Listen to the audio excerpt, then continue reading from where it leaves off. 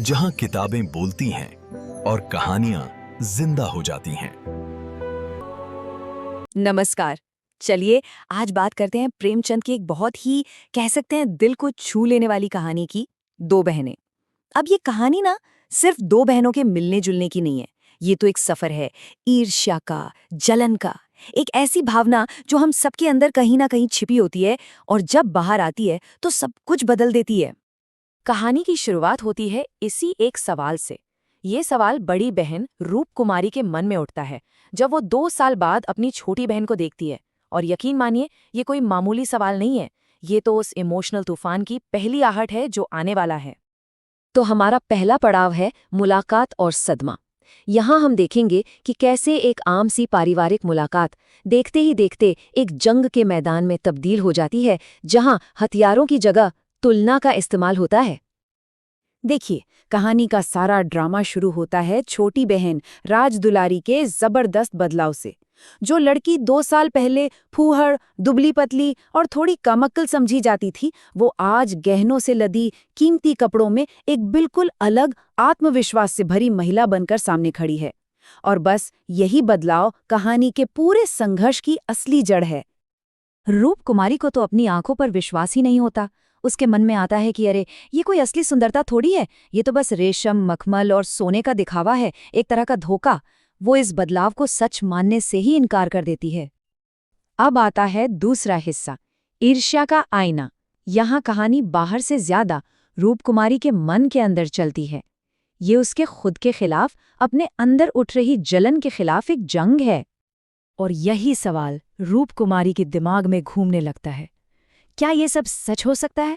वो पागलों की तरह कोई ऐसी वजह, कोई ऐसा बहाना ढूंढ रही है जिससे उसकी बहन की ये चमक दमक झूठी साबित हो जाए और उसके दिल को थोड़ी शांति मिले। तो खुद को तसल्ली देने के लिए रूप कुमारी अपने दिमाग में ना तर्कों का एक पूरा किला बना लेती है। वो खुद से कहती है, अरे, ये गहने तो पक्का किसी से मांग कर लाई होगी, कपड़े भी उधार के हो सकते हैं। वो सोचने लगती है कि कुछ औरतों को बस दिखावा करने की बीमारी होती है, अपनी झूठी शान के लिए कुछ भी कर सकती हैं। जब उसे लगता है कि वो पैसों और चीजों के मामले में अपनी बहन से हार रही है, तो वो खेल के नियम ही बदल देती है। वो दौलत की परिभाषा बदल देती है।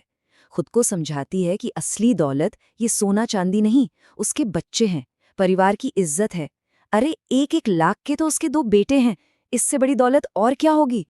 और अब कहानी पहुंचती है अपने तीसरे और सबसे विस्फोटक हिस्से में, शब्दों का युद्ध। यहाँ पर मन की लड़ाई जुबान पर आ जाती है। राज दुलारी बड़ी हमदर्दी जताते हुए पूछती है, बहन, जीजाजी की कुछ तरक्की हुई या अभी भी वही 75 रुपए पर कलम घिस रहे हैं? सुनने में तो ये एक सीधा सा सवाल लगता है ना?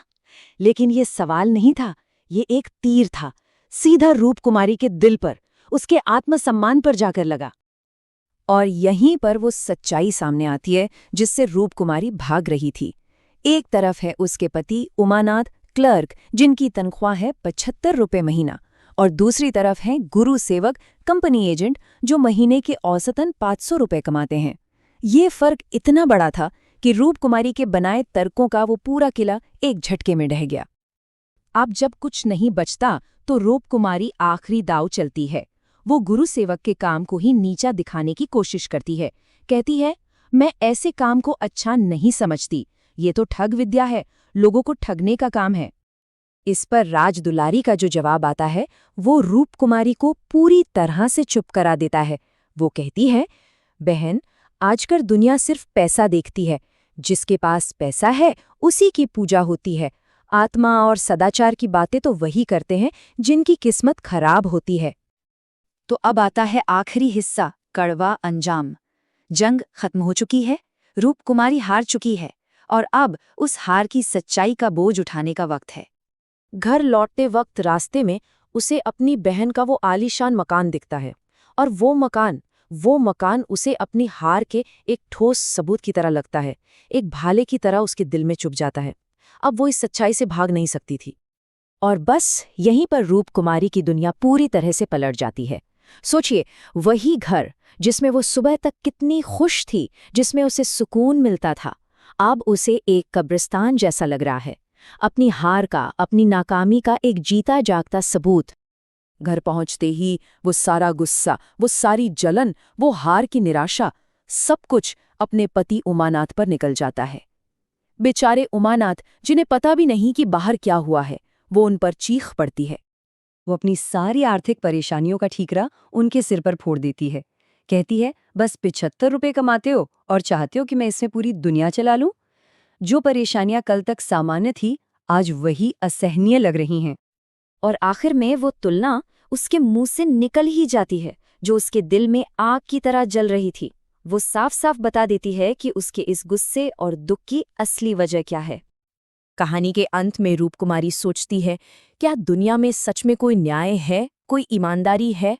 और फिर वो खुद से ही एक ऐसा सवाल पूछती है जो दिल में चुभ जाता है। यहाँ ईमानदार कौन है? शायद वो जिसे बेईमानी करने का मौका ही नहीं मिला। और ये सवाल सिर्फ रूपकुमारी का नहीं रह जाता, ये हम सब के लिए एक आईना बन जाता है, सोचने पर मजबूर कर देता है ना?